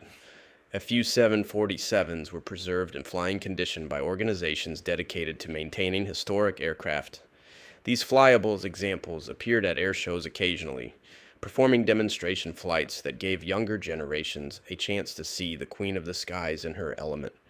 The sight of a 747 performing a low pass, its four engines producing that distinctive roar, its massive presence commanding attention, never failed to impress audiences. Pilots who had flown the 747 remained connected through reunion groups and online forums, sharing photographs and stories, maintaining friendships formed during their flying careers. Many of them volunteered at aviation museums, giving tours of preserved 747s, explaining the aircraft's systems and capabilities to visitors, ensuring that knowledge and experience weren't lost with their generation. Thomas Barrett, who had flown that final British Airways 747 flight to Cape Town years earlier, became a docent at an aviation museum in London. He led tours through a retired 747-400, explaining the flight deck instruments, demonstrating how controls worked, answering endless questions from fascinated visitors. He found great satisfaction in this work, sharing his love of the aircraft with new generations. One afternoon, a family approached for a tour. Parents and two children, a boy and a girl, both around 10 years old. They were visiting from Japan, the father explained in accented English, and his children were very interested in aviation. They had read about the 747 and wanted to see one in person. Thomas welcomed them aboard warmly and began his standard tour, starting in the main cabin and working forward toward the flight deck. The children were attentive, asking good questions, clearly engaged. When they reached the spiral staircase leading to the upper deck, both children's eyes went wide with wonder. "Can we go up?" the boy asked eagerly. "Of course," Thomas said, gesturing for them to climb. The family ascended to the upper deck, and Thomas followed, watching the children explore the space with obvious delight. The upper deck had been configured as a business-class cabin in this particular aircraft, with comfortable seats arranged in a 2-2 configuration. The children ran from window to window, looking out, imagining what it must have been like to fly at 40,000 feet. "Did you actually fly this airplane?" the girl asked Thomas, her English careful but clear. "Not this specific one," Thomas replied, "but I flew many 747s just like it. For 15 years the 747 was my office." "What was it like?" she asked, her eyes bright with curiosity. Thomas paused, considering how to convey the experience to someone so young. "It was wonderful," he said finally. "The 747 was powerful and graceful at the same time. When you sat in the pilot's seat and looked out those big windows, you felt like you were commanding a ship, not just flying an airplane, and knowing that you had 300 people behind you trusting you to carry them safely to their destinations. That was both humbling and inspiring." "I want to be a pilot," the boy said suddenly decisively. "Then study hard," Thomas told him. "Learn mathematics and physics. Stay curious about how things work, and never lose your sense of wonder about flight. If you do those things, you'll make a fine pilot." The family spent another half hour exploring the aircraft, Thomas patiently answering questions, sharing stories, helping them understand what made the 747 special. When they finally departed, the children thanked him enthusiastically, already talking excitedly about what they had learned. Thomas watched them go, feeling a warm satisfaction. This was how knowledge and passion transferred between generations, through personal connections, through stories shared, through the preservation of remarkable machines that could continue to inspire long after their active service ended. The 747 would continue to teach and inspire for decades to come, he thought, even as the flying examples gradually disappeared. In the skies above the Pacific Ocean, one of the last passenger 747s in regular service was making its way from Tokyo to Honolulu. The aircraft was operated by a small airline that had purchased it secondhand and maintained it meticulously, offering a unique experience for travelers who specifically sought out 747 flights. The flight was nearly full, passengers having booked specifically to fly on the iconic aircraft. Captain Jennifer Kim sat in the left seat, her hands resting lightly on the controls as the autopilot flew the aircraft through smooth night air at 38,000 feet. She had been flying 747s for 20 years now, ever since she had joined this airline fresh from flight training. The 747 was the only type she had ever flown professionally, and she loved it deeply. The Pacific stretched below them, invisible in the darkness, but present as a vast expanse of water they were crossing at 8 miles per minute. Stars filled the sky above, brilliant and steady, uncountable points of light scattered across the cosmic vault. The moon was full tonight, casting silver light across the clouds that drifted thousands of feet below their altitude. Jennifer's first officer, Mark, was relatively new to the 747, having transitioned from smaller aircraft just 6 months earlier. He was still experiencing the wonder of flying such a legendary aircraft, and Jennifer enjoyed seeing the 747 through fresh eyes, remembering her own early days when everything about the aircraft had seemed magical. "It's hard to believe this aircraft first flew in 1969, Mark said, not for the first time. "The design is over 60 years old, but it doesn't feel dated. It feels timeless." "Good design ages well," Jennifer replied. "Joe Sutter and his team got the fundamentals right. The proportions, the aerodynamics, the systems architecture. Everything else has been refinement and evolution, but the basic design was sound from the beginning. That's why it's lasted so long." They flew in comfortable silence for a while, monitoring instruments, checking weather ahead, maintaining their vigilant watch over systems and environment. This was the rhythm of long-range flying, periods of quiet alternating with bursts of activity, the aircraft proceeding steadily toward its destination, while the crew ensured everything remained normal. In the cabin behind them, passengers were settling in for the long flight. Some were sleeping, reclined in their seats, blankets pulled up. Others were reading or watching entertainment on seatback screens. A few were working on laptops, taking advantage of the satellite internet connection. Flight attendants moved quietly through the cabin, checking on passengers, offering drinks and snacks, ensuring everyone was comfortable. The cabin itself was spacious by modern standards, with wider seats and more leg room than most contemporary aircraft. This airline had chosen to configure their 747 for comfort rather than maximum capacity, recognizing that their passengers were choosing this flight specifically for the experience.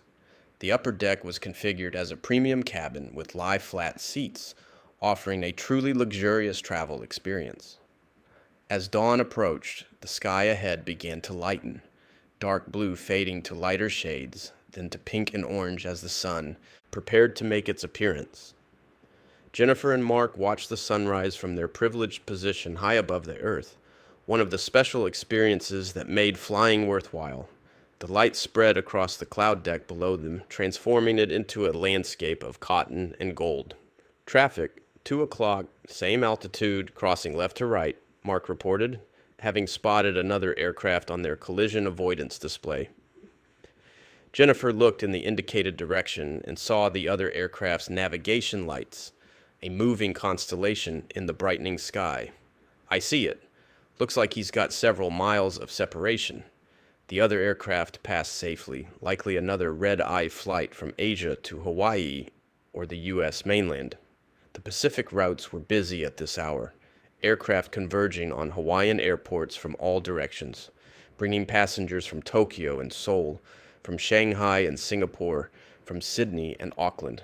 Hawaii appeared on the navigation display, still 100 miles ahead, but growing closer. Jennifer contacted Honolulu Approach Control and received clearance to begin their descent.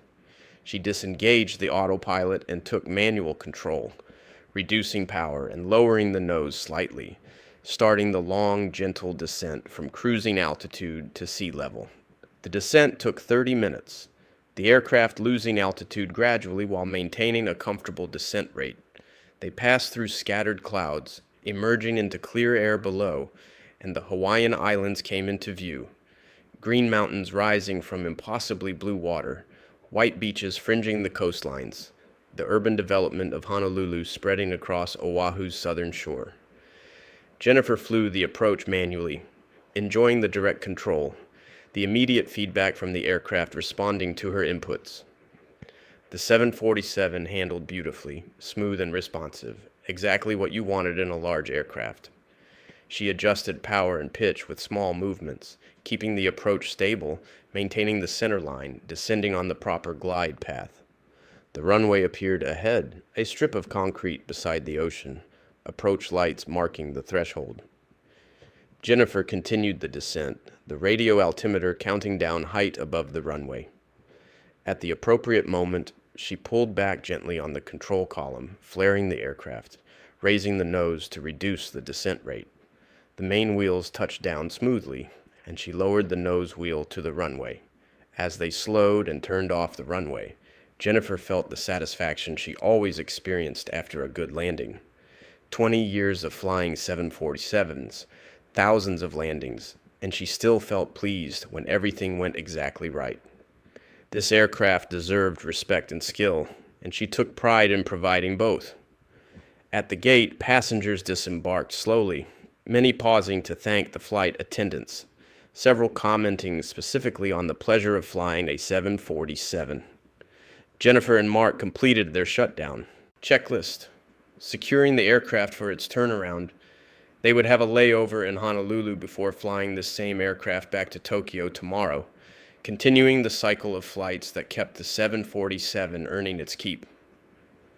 As Jennifer walked through the empty cabin during her post-flight inspection, she trailed her hand along the seat backs, feeling a connection to this aircraft that had carried her safely across oceans thousands of times. How many more flights would this particular 747 make? How many more years would it remain in service? She didn't know, but she was grateful for every flight, every opportunity to fly the Queen of the Skies. As the years advanced deeper into the 2030s, the inevitable day approached when the last commercial 747 flight would take place. Aviation enthusiasts watched the dwindling fleet with increasing attention, knowing that when the final aircraft was retired, an era would truly end. That last flight, whenever it occurred, would mark a transition point, the moment when the 747 moved from active service into history. Several airlines still operating 747s announced their retirement plans, each one setting a date when their last flights would occur. Aviation websites track these announcements, maintaining running lists of remaining 747s and their expected retirement dates. Enthusiasts began planning trips specifically to fly on these final flights, wanting to be part of aviation history. The last passenger 747 flight, when it finally occurred, was an emotional event. The airline operating it, a small carrier that had maintained 747 service longer than any other, organized a special commemorative flight, inviting employees, media, and aviation enthusiasts. The flight would trace a route over significant landmarks, giving passengers one final chance to experience the aircraft in its element. Captain Jennifer Kim was chosen to command this final flight. Recognition of her 2 decades of 747 service and her love for the aircraft. She accepted the honor with mixed emotions, pride at being selected, sadness that the era was ending.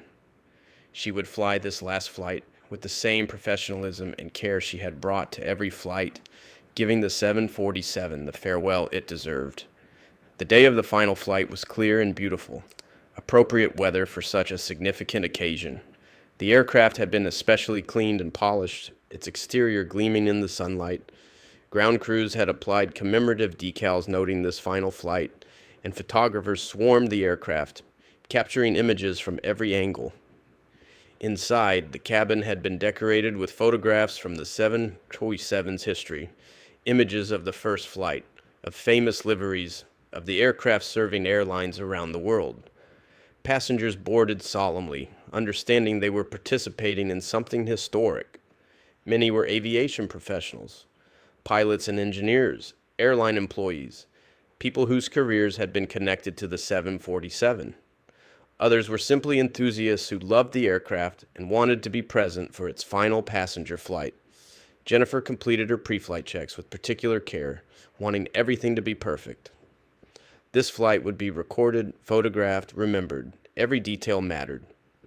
Her first officer for this flight was Mark, the same first officer who had flown with her on that Tokyo-Honolulu flight years earlier. He had grown into an excellent pilot, and she was glad to share this moment with him. The pushback was accompanied by a water cannon salute from airport fire crews, arches of water creating rainbows in the bright sun. Other aircraft had paused their operations to watch, their crews understanding the significance of what was happening. Air traffic controllers provided special accommodation, clearing airspace so the 747 could have an unobstructed departure. Jennifer advanced the throttles for the final time, the four engines spooling up to takeoff power, the aircraft accelerating down the runway. At rotation speed, she pulled back gently, and the 747's nose lifted gracefully. The main wheels left the runway moments later, and they were airborne for the last time, climbing into the blue sky. The flight plan took them over significant locations, past the Everett factory where 747s had been built, over San Francisco where Pan Am had once maintained its headquarters, across the country toward New York where the first commercial flight had departed. Jennifer flew at a lower altitude than usual for much of the route, allowing passengers to see landmarks clearly, giving them the best possible experience. In the cabin, the atmosphere was celebratory, but tinged with melancholy. Passengers moved about freely, taking photographs, sharing stories, celebrating the aircraft while acknowledging the ending. Flight attendants served champagne and special commemorative meals, ensuring the experience was memorable. As they approached New York for the final landing, Jennifer took a moment to simply be present, to appreciate this experience fully. She was flying the last passenger 747 flight, bringing to a close more than 50 years of history. Millions of passengers had flown on 747s. Millions of hours had been logged, countless journeys completed safely. This aircraft had transformed aviation, had connected the world, had become an icon recognized everywhere. The landing at JFK was perfect. The wheels touching down smoothly, the aircraft rolling out and turning toward the gate where a crowd had gathered to witness the arrival. As they taxied in, ground crews and airport workers lined the taxiway, applauding, many with tears in their eyes. The fire trucks provided another water salute, a final honor for the Queen of the Skies. At the gate, Jennifer shut down the engines for the last time. The four turbofans wound down gradually, their distinctive whine fading to silence. For a moment, she sat quietly in the cockpit, her hands resting on the control column, remembering all the flights she had made, all the places she had been, all the experiences this aircraft had given her. Mark reached over and squeezed her shoulder gently. "That was beautiful, Captain. A perfect ending." "Thank you, Mark. It was an honor to share it with you." They completed the shutdown checklist one final time, then sat for a moment longer before gathering their bags and preparing to depart. The passengers had already disembarked, many of them lingering on the jetway to look back at the aircraft one last time. Jennifer walked through the empty cabin, as she had done after thousands of flights, but this time felt different, more final. She ran her hand along the overhead bins, touched the seat backs, looked out the large windows. This cabin would carry no more passengers. This aircraft would fly no more commercial flights. The era was over. Outside on the ramp, she stood looking up at the 747 for a long moment. The aircraft sat quietly, its mission complete, its service finished. It had served faithfully and well, had exceeded every expectation, had become more than just a machine. It had become a legend. "Goodbye, old girl," Jennifer said softly. "Thank you for everything. You were magnificent." The retired passenger 747 found a home at an aviation museum, where it was preserved as a monument to an extraordinary era.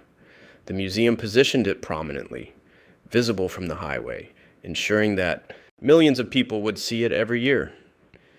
Inside, the cabin was maintained in its final configuration, allowing visitors to walk through and experience what flying the 747 had been like. The flight deck was preserved exactly as Jennifer had left it, every switch in its final position, every instrument showing its last reading. Museum docents led tours explaining how the systems worked, what each control did, sharing stories of the aircraft's remarkable career. Visitors could sit in the pilot's seat, grip the control column, imagine what it had been like to command such an aircraft. The 747 story had come full circle. Born in the 1960s from bold vision and engineering excellence, it had served faithfully for more than 60 years, transforming aviation and connecting the world. It had been the largest, the most capable, the most iconic commercial aircraft of its era. It had earned its title as the Queen of the Skies through performance and longevity, through the affection of those who flew it and flew on it, through its unmistakable presence and undeniable impact. Future generations would look at preserved 747s in museums and marvel at their size, their elegant proportions, their distinctive profile. They would learn about the aircraft's history, its development and service, its role in making air travel accessible to millions. They would understand that the 747 represented more than just aviation technology. It represented human ambition, engineering excellence, and the power of bold vision to transform the world. The 747's legacy extended beyond the aircraft itself. It had inspired generations of engineers to pursue ambitious projects, had shown airlines what was possible, had given passengers experiences they would remember for lifetimes. It had proven that with talent, determination, and courage, seemingly impossible goals could be achieved. In offices and homes around the world, Model 747s sat on shelves and desks, small reminders of the giant that had ruled the skies. In flight simulators, enthusiasts continued to fly virtual 747s, keeping their skills current even as the real aircraft disappeared from service. In books and documentaries, the 747 story was told and retold, each telling finding new angles and insights, and in the memories of millions of people, pilots and passengers, engineers and mechanics, aviation enthusiasts and casual travelers, the 747 lived on. People remembered their first flight on a 747, the sense of space and comfort, the thrill of climbing the spiral staircase to the upper deck. They remembered watching 747s take off and land, the ground shaking from the thrust of four powerful engines, the majestic sight of something so large moving so gracefully. The 747 had been more than an aircraft. It had been a symbol of possibility, a demonstration that humans could create magnificent things, that engineering and art could combine to produce something both functional and beautiful. It had been the queen of skies, and it had earned that crown through 5 decades of faithful service, earning the respect and affection of everyone who encountered it. As twilight settled over the museum where the last passenger 747 now rested, the aircraft sat quietly beneath the darkening sky. Its flying days were over, but its story would continue, told and retold to future generations who would learn about the golden age of aviation when the Queen of the Skies had ruled supreme, carrying millions of people to their destinations in comfort and style, connecting the world in ways that had never been possible before. The 747 had been a triumph of human achievement, and its legacy would endure for as long as people looked to the sky and dreamed of flight. It had been the queen of the skies, and it would remain so in memory and history, forever an icon of aviation's greatest era, forever a reminder of what was possible when vision, talent, and determination combined to create something truly extraordinary. The end.